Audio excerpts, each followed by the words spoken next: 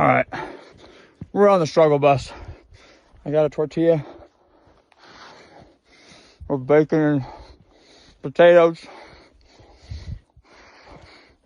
23 miles to the finish.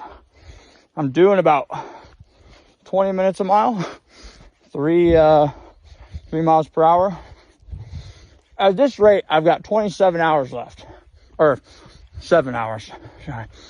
I'll be finishing around 28, but hopefully the last 18 are downhill, so maybe we can make up some time. But man, I'm on a struggle bus. This shit's hard. This shit's real hard. They weren't lying. Mile 70, I got hit by a train.